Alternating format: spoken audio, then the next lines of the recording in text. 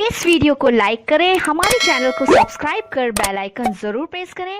గొర్రెల పథకము ఎన్ని గొర్రెలు ఇచ్చిండ్రో ఎన్ని గొర్రెలు ఉన్నాయో ఇవాళ మొత్తం లెక్కలు తేలినాయి.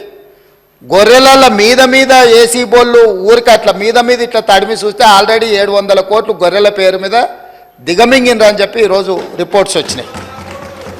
కేసీఆర్ కిట్టులో ఏం అవినీతి జరిగిందో వారు కోరుకుంటే విచారణకి ఇద్దాం, దాని మీద కూడా పోదాం. ఇదే కాకుండా గొప్ప పథకం అని చెప్పిన బతుకమ్మ చీరలలో జరిగిన అవినీతి మీద కూడా బతుకమ్మ చీరలు చేనేత కార్మికులకు పని కల్పిస్తున్నాం అని చెప్పి సూరత్ వెళ్ళి కిలోల కింద చీరలు తీసుకొచ్చి ఆడబిడ్డల్ని మభ్య పెడితే ఆడబిడ్డలే బయటకు వచ్చి తగులబెట్టిర్రు. అవి ఏడగడుతురు వ్యవసాయ పొలాలలో పిట్టలను బెదిరించడానికి బతుకమ్మ చీరలు కడుతున్నారు. ఆడబిడ్డలు ఎవరు కట్టుకోలే అధ్యక్ష. అంటే బతుకమ్మ ఒక సెంటిమెంట్ తెలంగాణ ఆడబిడ్డలకు, ఆ సెంటిమెంట్ను కూడా దోపిడీకే ఉపయోగించుకున్నారు. గొర్రెలు మా యాదవ్ సోదరులు అమాయకులు, మంచోళ్ళు, నమ్మితే ప్రాణం ఇచ్చేటోళ్ళు.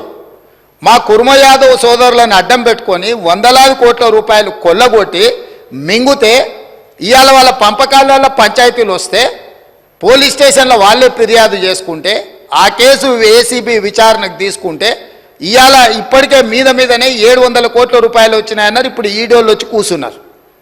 అదేవిధంగా మొన్నటి వరకు పదే మమ్మల్ని సవాళ్ళు విసిరిండ్రు. ఏమని?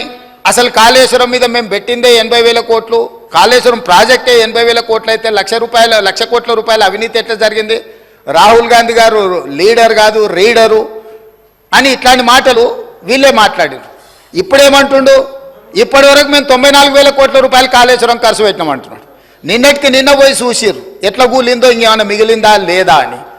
ఇవాళ ఇన్ని తప్పిదాలు చేసి ఉన్నాయని నమ్మి రంగారెడ్డి జిల్లాలో తమ రంగారెడ్డి జిల్లా నుంచి రిప్రజెంట్ చేస్తున్నారు అధ్యక్ష. మా మల్రెడ్డి రంగారెడ్డి గారు ఎప్పుడు మొత్తుకుంటుంటారు, అన్నీ మా భూములు అమ్ముకున్నారు, కనీసం మాకు రోడ్లు కూడా వేయలేదు, మా డ్రైనేజ్కి కనీసం మురికి కాలువలు కట్టుకోనికి కూడా నిధులు ఇవ్వలేదు, మా కాలేజీలు కూడా కట్టుకోవడానికి నిధులు ఇవ్వలేదని మా మల్రెడ్డి రంగారెడ్డి గారు అంటుంటారు. ఎన్ని వేల కోట్ల రూపాయల భూములు అమ్మినరో ఇవాళ లెక్క తీద్దాం అధ్యక్ష. ఇవాళ అప్పుల లెక్క ఏదైతే చెప్తుండో అమ్ముకునే లెక్కలు చెప్తలేడు.